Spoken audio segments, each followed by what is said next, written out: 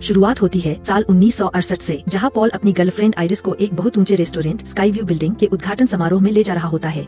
यह सरप्राइज पाकर आइरिस बहुत खुश होती है, क्योंकि उस समय यह टावर दुनिया की सबसे ऊंची इमारतों में से एक था।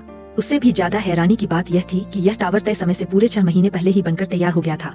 उन दोनों के अलावा वहाँ सैकड़ों लोग इकट्ठा हुए होते हैं ताकि ऊपर जाकर उस शानदार नजारे का आनंद ले सकें। लेकिन जैसे ही लिफ्ट ऊपर की ओर बढ़ने लगती है, आइरिस को धीरे धीरे डर महसूस होने लगता है। उसे लगता है कि उनके साथ कुछ बुरा होने वाला है। ऊपर पहुंचने पर वे देखते हैं कि वहाँ पहले से ही बहुत सारे लोग मौजूद हैं। नाच गाना, पार्टी और जश्न पूरे शबाब पर है। इस भव्य आयोजन को देखने के लिए भारी संख्या में लोग जमा हुए हैं। लेकिन पॉल को पता चलता है कि लोगों की भीड़ ज्यादा होने की वजह से आज उन्हें टेबल नहीं मिलेगी, इसलिए दोबारा नीचे न लौटना पड़े। इस डर से वे खुद को मेहमान बताकर बाकी लोगों के साथ पार्टी का मजा लेने लगते हैं। इसी बीच आइरिस किनारे खड़ी होकर जब नीचे इमारत की ऊंचाई देख रही होती है, तो अचानक उसका मन खराब होने लगता है।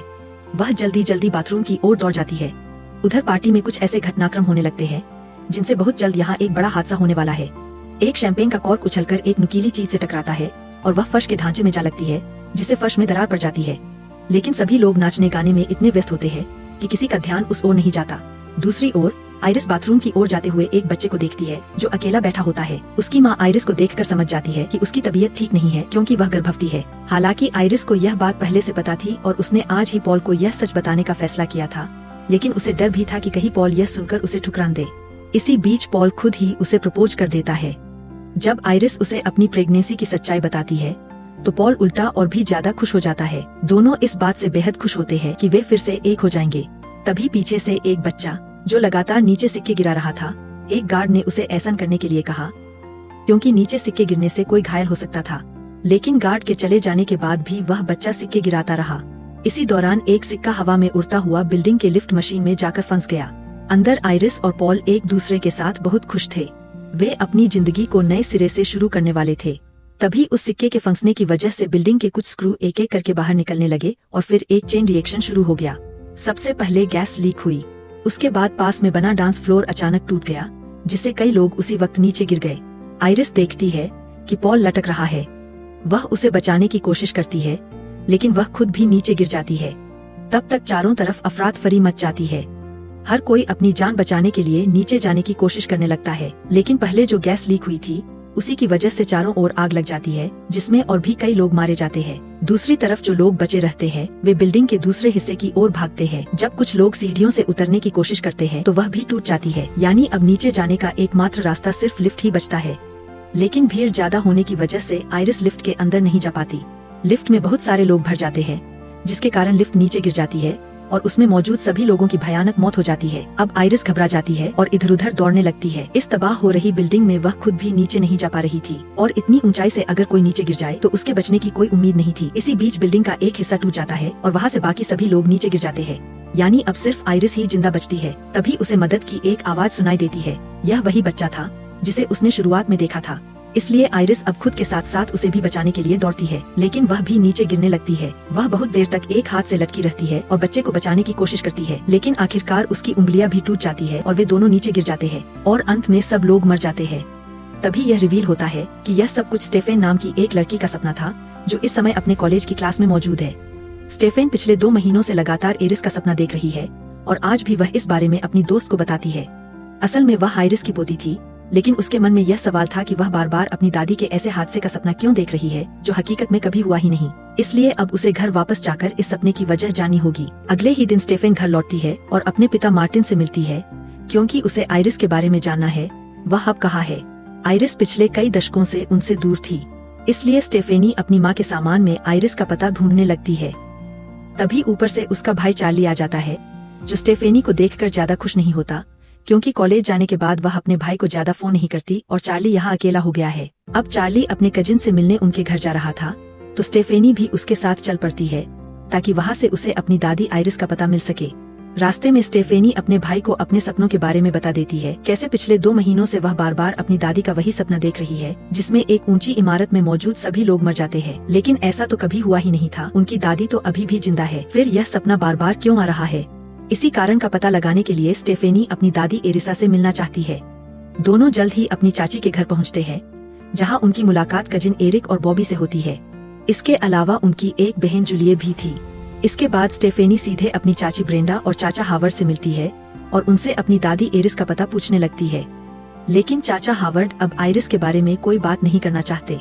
वह गुस्से में कहते हैं कि कैसे उनके पिता पॉल की मौत के बाद वह पागलों की तरह बातें करने लगे थे। वह बस एक ही बात बार बार दोहराते थे कि कैसे उस स्काई टॉवर की दुर्घटना से बचने वाले लोग अब एक एक करके सभी मर जाएंगे। एरिस के 2 बच्चे थे, जिनमें से एक था हॉवर्ड और दूसरी स्टेफनी की मां डार्लिन। एरिस के अजीब व्यवहार को देखकर पुलिस हॉवर्ड और डार्लिन को एरिस से दूर कर देती है। स्टेफनी का मानना है कि उसकी दादी एरिस जरूर कुछ ऐसा कहना चाहती थी जिसे कोई कभी समझ नहीं पाया। अब वह अपनी दादी एरिस से मिलकर सब कुछ जानना चाहती है। हालांकि उसके चाचा हॉवर्ड उसे अभी कुछ नहीं बताते, लेकिन जब स्टेफनी उससे सवाल करती है तो उसे उसकी दादी का मौजूदा पता चल जाता है। इसी बीच उसे अपने सामान के बीच से अपनी दादी एरिस और दादा पॉल की पुरानी तस्वीरें भी मिलती है। इससे साफ हो जाता है कि यह सब कुछ 50 साल पहले उस टॉवर की दुर्घटना से जुड़ा है, जिसे स्टेफनी अपने सपनों में भी देखती है। लेकिन इस टाइमलाइन में वह घटना कभी हुई ही नहीं। लंबी ड्राइव के बाद स्टेफनी आखिरकार अपनी दादी एरिस के घर पहुंचती है। घर जंगल के बीचों बीच बना हुआ था और चारों तरफ कड़ी सुरक्षा लगी हुई थी। गाड़ी से उतरकर स्टेफनी इंटरकॉम पर बात करती है और अपनी दादी को यकीन दिलाती है कि वह उनकी पोती है, डार्लिन की बेटी। इसके बाद एरिस सबसे पहले स्टेफनी से उसका फोन और गाड़ी की चाबियां बाहर एक बॉक्स में रखने को कहती है। वह उसे किसी भी तरह की धारदार चीज अंदर लाने की अनुमति नहीं देती। फिर गेट खुलता है और डरते डरते स्टेफनी अंदर आती है। वह देखती है कि एरिस अब काफी बूढ़ी हो चुकी है। एरिस उसे देखकर खुश होती है, लेकिन उसके पास नहीं आती। स्टेफनी यह भी महसूस करती है कि एरिस हमेशा डरीदरी रहती है, जैसे उसे किसी दुर्घटना का डर हो। जब स्टेफनी अपनी माँ डार्लिन के बारे में पूछती है तो वह बताती है कि पिछले 2 महीनों से उसे लगातार वही सपना आ रहा है, जिसमें वे सभी उस टॉवर में मर जाते हैं, जबकि हकीकत में ऐसा कभी नहीं हुआ। यह सुनकर एरिस बताती है कि वह सब कुछ असल में हुआ था। जिस दिन वह पॉल के साथ स्काई टॉवर गई थी, उस दिन वही घटनाएं सच में घटी थीं। लेकिन एरिस ने वे सारे दृश्य पहले ही देख लिए थे। जब छत पर पॉल उसे प्रपोज कर रहा था, उसी वक्त एरिस ने जल्दी से घटनाओं का क्रम बदल दिया था। क्योंकि उसे भविष्य के बारे में पहले ही पता चल गया था, इसलिए वह उस बच्चे से वह सिक्का छीन लेती है, आग बुझा देती है और फ्लोर में जो दरार पड़ी थी उसके बारे में सबको बता देती है, ताकि पूरी घटना ही बदल जाए। इस तरह उस दिन उस टॉवर में जितने लोग मरने वाले थे, आइरिस ने भविष्य देख पाने की वजह से उन सबकी जान बचा ली। इसके बाद उस टॉवर को हमेशा के लिए बंद कर दिया जाता है। लेकिन समय के साथ आइरिस यह महसूस करने लगती है कि जिन लोगों की जान उसने उस टॉवर में मरने से बचाई थी, वे बाद में अलग अलग घटनाओं में मरने लगते हैं। ऐसा लगने लगता है जैसे असल में उनका मरना उसी टॉवर में तय था, लेकिन आइरिस ने उस घटना को बदलकर सबकी जिंदगी बचा ली थी। अब मौत नहीं चाहती कि वे सब जिंदा रहें। अब स्टेफेन हैरान हो जाती है कि ऐसा कैसे हो सकता है। यहाँ आइरिस बताती है कि बाद में मरने वाले लोग उसी तरीके से मरते हैं जिस तरीके से वे उस टॉवर में मरने वाले थे, और क्योंकि अंत में आइरिस खुद जिंदा रह गई थी, इसलिए वह किसी तरह अब तक खुद को बचाए रख पाई। लेकिन अब 2 महीने पहले उसे भी कैंसर हो गया है, यानी वह ज्यादा दिन नहीं जिएगी। और ठीक उसी समय से स्टेफेन को भी वे सपने आने लगते हैं। यानी एरिस के मुताबिक पूरे परिवार को बचाना जरूरी है, क्योंकि अगर एरिस मर जाती है तो मौत एक एक करके उसके परिवार के सदस्यों को मारना शुरू कर देगी। मौत उन सबका पीछा करेगी, क्योंकि असल में उनका जन्म होना ही नहीं था। अब आइरिस इतने सालों की अपनी सारी रिसर्च स्टेफेन को सौंप देती है, ताकि वह सब कुछ समझ सके, वे तरीके जिनकी वजह से आइरिस अब तक मौत से बची रही है, और इसी कारण वह उस सेफ हाउस से बाहर नहीं निकलती। और स्टेफेन इसी की मदद से अपने परिवार को बचा पाएगी। इसी बीच एक मैग्नीफाइंग ग्लास हिलने लगता है और उसे एक पेड़ की परछाई दौड़ती हुई दिखने लगती है। लेकिन आइरिस यह सब देख लेती है। फिर भी अब स्टेफेन को अपनी दादी की बातों पर विश्वास नहीं होता। उसकी इन बातों की वजह से उसके बाकी परिवार वाले आइरिस को पागल समझते थे, इसलिए वह अब डायरी लिए बिना ही वापस लौटने लगती है। दूसरी ओर आइरिस बाहर जाने के बारे में सोचने लगती है, क्योंकि उसे लगता है कि वह किन किन तरीकों से मरेगी। वैसे भी इतने सालों से मौत उसके पीछे लगी हुई है, और अब तो वह कैंसर की वजह से वैसे ही मरने वाली है। इसलिए स्टेफनी को यह यकीन दिलाने के लिए कि वह सच कर रही है और वह अपने पूरे परिवार को बचा ले, एरिस अब उसे वह डायरी देने के लिए बाहर निकलती है। तब वह कहती है कि अब आगे जो कुछ होने वाला है उसमें स्टेफनी उसकी हर बात पर विश्वास कर लेगी। वह उसे दूर हटने को कहती है, और तभी पीछे से एक पंखा टूटकर सीधा एरिस के सिर में घुस जाता है और वही उसकी मौत हो जाती है। उसने यह सब पहले ही भांप लिया था और बिल्कुल वैसा ही हुआ। अगले दिन पूरा परिवार एरिस के अंतिम संस्कार में इकट्ठा होता है। वहाँ स्टेफेन अपने पिता और चाचा हावर्ड को सब कुछ बताती है कि कैसे मरने से पहले एरिस ने उसे बताया था कि उसकी मौत के साथ साथ पूरे परिवार पर मौत का साया आ जाएगा, इसलिए सभी को सतर्क रहना चाहिए। लेकिन उस समय कोई भी उसकी बातों पर विश्वास नहीं करता। तभी स्टेफेन की माँ डार्लिन भी वहाँ पहुँच जाती है, जो उन्हें बचपन में छोड़कर चली गई थी। यह देखकर स्टेफेन गुस्से में उससे दूर रहने लगती है। जब उसका भाई चार्ली उसे समझाने की कोशिश करता है कि उन्हें अपनी माँ से बात करनी चाहिए, तब भी स्टेफेन नहीं मानती, क्योंकि उनकी माँ ने बचपन में ही उनके पिता का साथ छोड़ दिया था और अब वह उसे एक और मौका नहीं दे सकती। अगले दिन हावर्ड पूरे परिवार के लिए लंच का आयोजन करता है, क्योंकि अब सारा परिवार एक साथ इकट्ठा हुआ है।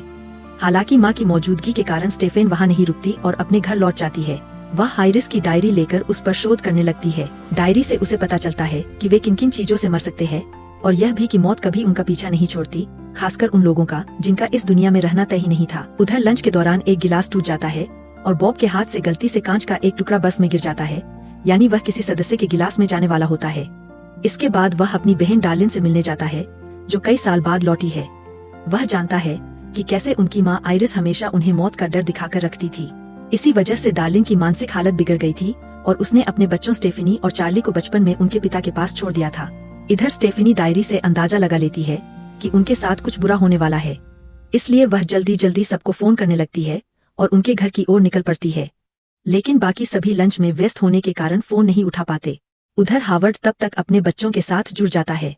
ठीक उसी समय डार्लिन देखती है कि नीचे एक धारदार औजार पड़ा हुआ है और वह उसे उठाकर किनारे रख देती है। हालांकि तब तक सारी घटनाएं शुरू हो चुकी थीं, लेकिन जैसे ही हावर्ड उसे देखकर उसकी तरफ बढ़ रहा था, तभी वह कांच का टुकड़ा जो पहले गिलास पर गिरा था अब हावर्ड के पैर में चुभ जाता है और जो धारदार औजार डार्लिन ने उठाकर रखा था वह गिर पड़ता है, जिससे घास काटने की मशीन चालू हो जाती है। वह मशीन सीधे हावर्ड के चेहरे पर चढ़ जाती है और वहीं उसकी मौत हो जाती है।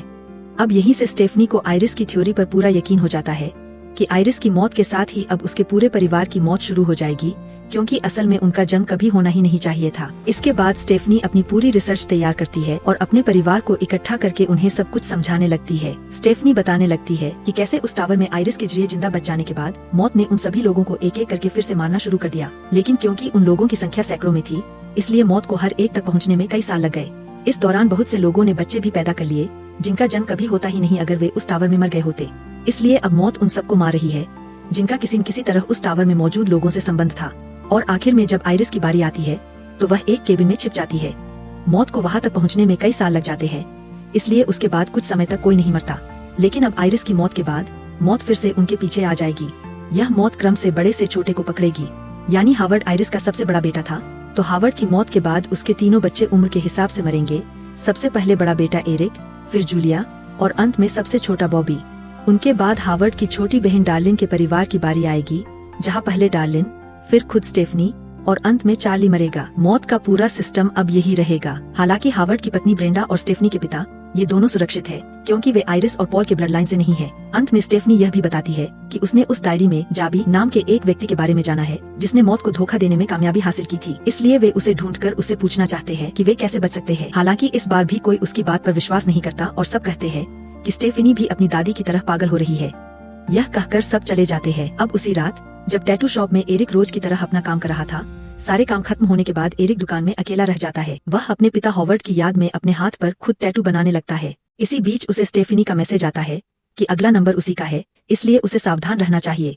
लेकिन एरिक अपना फोन बंद कर देता है। तभी यहाँ नीचे से घटनाएं एक के बाद एक होने लगती है। साउंड बॉक्स की वाइब्रेशन से एक बोतल गिर जाती है। वह जोर से उठकर खड़ा होता है, जिससे कुर्सी जाकर अलमारी से टकरा जाती है। फिर एक लिक्विड की बोतल गिर जाती है। ढक्कन बंद होने की वजह से उसमें से लिक्विड बहने लगता है। पकड़ के साथ चेन टकराते टकराते एक हुक खुल जाता है और उस हुक से लगी चेन सीधी एरिक की नाक की रिंग में फंस जाती है, जिसकी वजह से वह बाहर नहीं निकल पाता। दूसरी ओर नीचे एक लैंप गिर जाता है और आग लग जाती है। उसी समय एरिक खुद चेन से लटक जाता है। तभी दुकान में एक बड़ा धमाका होता है। अब सुबह होते ही स्टेफन अपने छोटे भाई चार्ली को जगाती है। उसे पता चलता है कि एरिक का फोन रात से ही बंद आ रहा है, इसलिए दोनों जल्दी जल्दी एरिक के घर की तरफ निकल पड़ते हैं। रास्ते में चार्ली को पता चलता है कि पिछली रात एरिक की दुकान में धमाका हुआ था। इससे दोनों और ज्यादा डर जाते हैं, लेकिन तभी वे एरिक को सड़क पर बिल्कुल सही सलामत देखते हैं। एरिक जानता है कि वह पिछली रात के धमाके में बच गया, क्योंकि सौभाग्य से उसने एक लेदर जैकेट पहन रखी थी। यहाँ स्टेफन और भी ज्यादा उलझन में पड़ जाती है कि एरिक किस तरह किस्मत से बच सकता है, जबकि सिस्टम के हिसाब से तो उसी को मरना था। इसलिए वह एरिक को आगे बहुत सावधान रहने के लिए कहती है। स्टेफन एरिस की डायरी से अपने आइडिया निकालने लगती है कि कैसे फुटबॉल खेल रहे बच्चों को गेंद लग सकती है। पास के एक पेड़ पर एक ट्रिमर लटका हुआ है और साथ ही एक आदमी पत्ते उड़ाने वाली मशीन चला रहा है, इसलिए ये सारी चीजें एरिक को मारने की कोशिश कर सकती थीं। इसी बीच एरिक की छोटी बहन जूलिया भी वहाँ आ जाती है। तब स्टेफनी एरिक से कहती है कि वह फिर से ट्रक से दूर रहे। उसी समय पीछे की ओर जूलिया जा रही होती है। तभी पहले की सारी घटनाएं एक साथ जुड़ जाती है और उन्हीं कारणों से जूलिया दोबारा ट्रक में गिर जाती है, बिल्कुल वैसा ही जैसा स्टेफनी ने अनुमान लगाया था। लेकिन यह सब एरिक की बजाय उसकी छोटी बहन जूलिया के साथ हो जाता है। अब तीनों तेजी से ट्रक के पीछे दौड़ते हैं ताकि जूलिया को अंदर से बाहर निकाल सके, लेकिन वे कुछ भी नहीं कर पाते। अंत में जूलिया उस गार्बेज ट्रक में फंसकर मर जाती है। अब स्टेफनी रोते रोते माफी मांगती है कि उसने सिस्टम का अनुमान लगाने में गलती कर दी। लेकिन यहीं से ब्रेंडा का असली रहस्य सामने आता है। दरअसल एरिक हावर्ड का असली बेटा नहीं था। उस समय ब्रेंडा का किसी और के साथ संबंध था, इसलिए एरिक का पिता कोई और ही है। यह सच्चाई ब्रेंडा ने हावर्ड, एरिक और बाकी सभी से छुपाकर रखी थी। इसलिए एरिक एरिस की ब्लड लाइन में नहीं आता और उसी हिसाब से जूलिया की बारी थी और वही मर गई। इधर एरिक अपनी जिंदगी की इतनी बड़ी सच्चाई जानकर बहुत गुस्से में आ जाता है और वहाँ से चला जाता है। दूसरी ओर अब हावर्ड के परिवार में सबसे छोटा बॉबी ही जिंदा बचा है, यानी अब मरने की बारी उसकी है। अब सब लोग स्टेफेन की थ्योरी पर भरोसा करने लगते हैं और योजना बनाते हैं कि बॉबी को कैसे बचाया जाए। अब मौत सीधे उसके पीछे पड़ेगी। तभी उन्हें याद आता है कि आइरिस की डायरी में जेबी नाम के एक व्यक्ति का जिक्र था जो मौत से बच गया था और चार्ली ने उसका पता भी ढूंढ लिया है। वह पास के एक अस्पताल में काम करता है, इसलिए अब वे सभी उससे मिलने और इस बारे में पूछने का फैसला करते हैं। हालांकि एरिक का पिता कोई और था, लेकिन वह अब भी बॉबी को अपना भाई मानता था, इसलिए वह भी बॉबी को बचाने के लिए उनके साथ जाने का फैसला करता है। सभी लोग अब अस्पताल जाकर जेबी से मिलते हैं। स्टेफनी जब उसे सारी बात बताती है, तब जेबी खुलासा करता है कि यह वही छोटा बच्चा था जो दुर्घटना वाले दिन अपनी माँ के साथ टावर गया था। वहाँ आइरिस ने उन सबकी जान बचाई थी। यानी असली टाइमलाइन के अनुसार आइरिस के बाद सबसे आखिर में उसी की मौत होनी थी, लेकिन आइरिस ने मौत को अपने ऊपर ही रोक कर रखा। वह यह भी बताता है कि ऐसा सिर्फ उनके साथ ही नहीं हुआ, बल्कि दुनिया में बहुत से लोगों के साथ ऐसा हो चुका है। आज तक कोई भी मौत को पूरी तरह से धोखा नहीं दे पाया और नहीं डेथ को चिट कर सका। वह जानता है कि उसी ने आइरिस के साथ मिलकर दुनिया से दूर वह घर बनाया था ताकि आइरिस वहाँ सुरक्षित रह सके। लेकिन आखिरकार आइरिस को कैंसर हो जाता है और अब उसे खुद भी कैंसर हो चुका है। स्टेफन पूछता है कि फिर वह मौत से कैसे बचेगा। इस पर जेबी बताता है कि उसने अपनी पूरी जिंदगी में मौत से बचने के सिर्फ 2 तरीके खोजे हैं। पहला तरीका यह है कि जिसकी मौत का समय आ गया हो वह अपनी जगह किसी और को मार दे। ऐसा करने से वह जिस इंसान को मारेगा उसकी जिंदगी उसे मिल जाएगी।